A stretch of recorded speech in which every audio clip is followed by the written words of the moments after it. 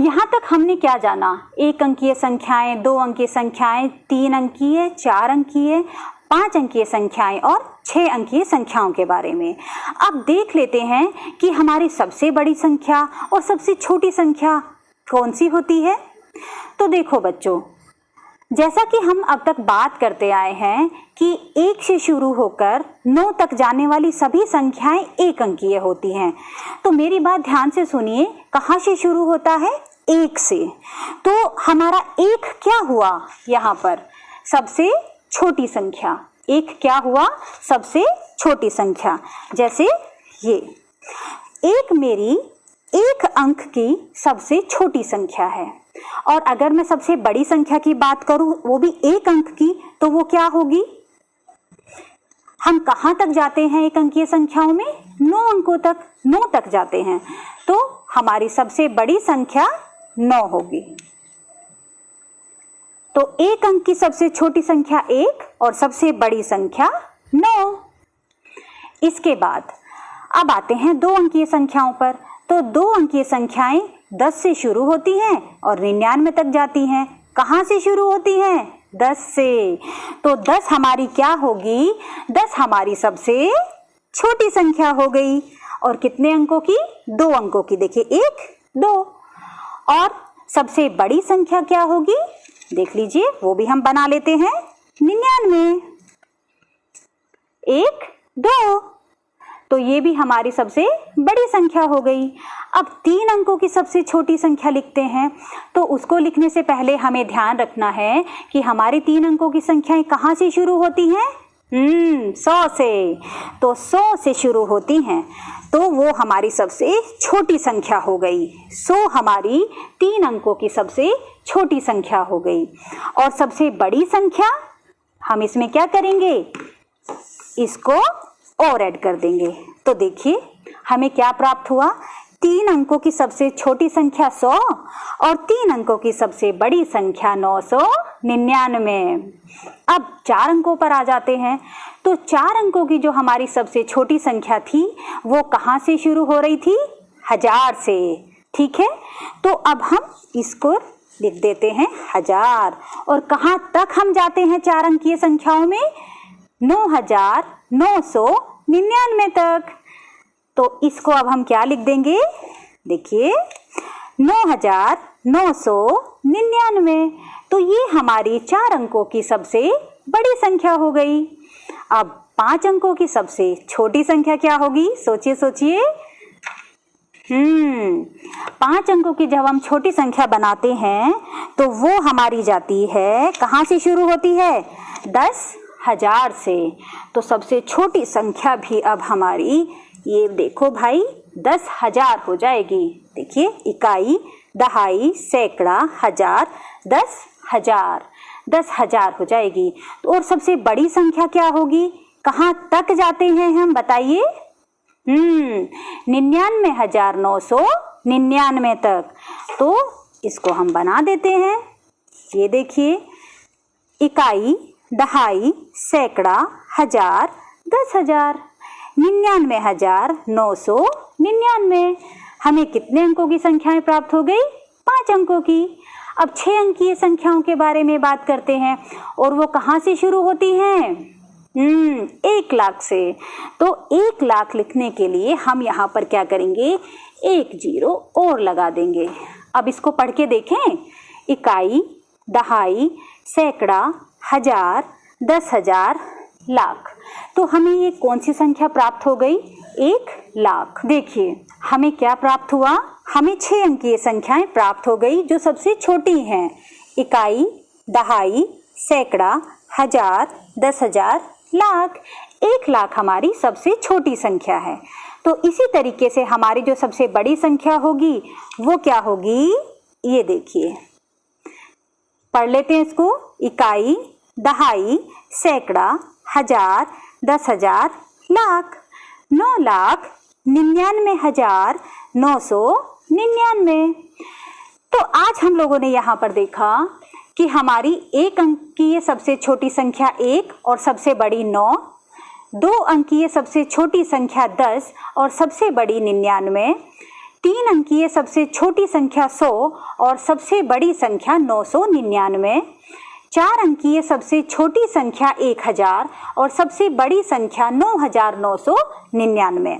इसी तरीके से 5 अंकीय सबसे छोटी संख्या 10,000 और 5 अंकीय सबसे बड़ी संख्या 99,999 और 6 अंकीय सबसे छोटी संख्या 1 लाख और 6 अंकीय सबसे बड़ी संख्या 9,99,999। यहाँ तक आप लोग बहुत अच्छे से सुन और समझ रहे हैं। अब आगे बढ़ते हैं। देखिए, हमने अभी क्या जाना? हमने अभी जाना संख्याओं के बारे में। तो अब हम सोच रहे हैं कि क्यों ना इनके स्थानीय मान के बारे में भी बातें कर लें। तो देखिए, संख्याओं का जब हम स्थानीय मान ज्ञात करते हैं तो जो अंक, उस संख्या का जो अंक जिस स्थान पर होता है वो स्थान उसका स्थानीय मान कहलाता है। जैसे यहाँ पर देखिए, आप देख रहे हैं मैंने एक संख्या लिखी है, इकाई, दहाई, सैकड़ा, हजार, 10,000, लाख, अर्थात 5,72,825। मुझे इस संख्या में 5 का स्थानीय मान ज्ञात करना है। तो अब हम कैसे ज्ञात करेंगे? देख लीजिए, यहाँ पर देखिए ये 5 लिखा है और ये किस इकाई पर है? 1 इकाई पर। तो हमने 1 से गुणा कर दिया तो हमें इसका स्थानीय मान प्राप्त हुआ 5। इसी तरीके से 5 हमारा ये किस स्थान पर लिखा हुआ है? लाख के स्थान पर। तो यहाँ पर हमने किससे गुणा कर दिया? लाख से। तो ये हमें प्राप्त हुआ 5 लाख। तो जैसा कि हमने यहाँ पर देखा कि 5 जो है वो हमें अलग अलग स्थानों पर मिल रहा है, तो उसका स्थानीय मान भी क्या होगा? अलग अलग स्थानों पर होगा। चलो कुछ क्वेश्चन करके देखते हैं। यहाँ पर एक ये प्रश्न लिखा है कि इकाई, दहाई, सैकड़ा, हजार, 10,000, 25,048 का हमें स्थानीय मान ज्ञात करना है। किसका? 5 का। कैसे करेंगे?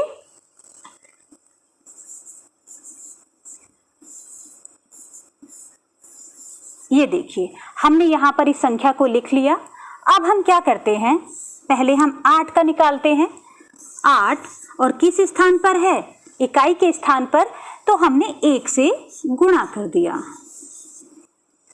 इसके बाद हम 4 का स्थानीय मान निकालते हैं और ये दहाई के स्थान पर है तो इसका स्थानीय मान हुआ 40। इसके बाद हम 0 का स्थानीय मान निकालते हैं और ये सैकड़ा के स्थान पर है तो हमने यहाँ पर सैकड़ा से मल्टीप्लाई किया तो हमें प्राप्त हुआ 0। इसके बाद हम 5 का स्थानीय मान निकालते हैं। ये हजार के स्थान पर है तो इसका स्थानीय मान 5,000 हुआ। अब 2 का स्थानीय मान निकालते हैं। ये देखिए, तो यहाँ पर हमें इसका स्थानीय मान प्राप्त हुआ 20,000। तो हमें किसका स्थानीय मान निकालना था? 5 का। तो 5 का जो हमें स्थानीय मान प्राप्त हुआ है वो हुआ है 5,000। एक और बात यहाँ ध्यान देने के लिए जरूरी है कि देखिए यहाँ पर 0 लिखा है और 0 का मान 0 ही है। 0 का स्थानीय मान 0 ही है। तो हमें क्या करना है? हमारा 0 किसी भी स्थान पर हो, शून्य हमारा कहीं भी आया हो, तो हमें क्या करना है? उसका स्थानीय मान हमेशा शून्य ही होता है। एक और प्रश्न हल करके देखते हैं।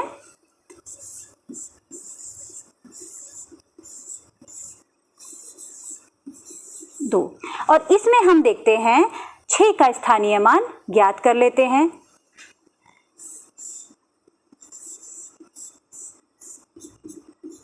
दो मिला।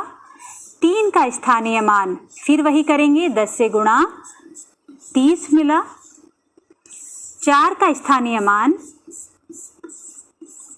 400 मिला। 6 का स्थानीय मान 1000 से कर देंगे तो 6,000 हो गया। 8 का स्थानीय मान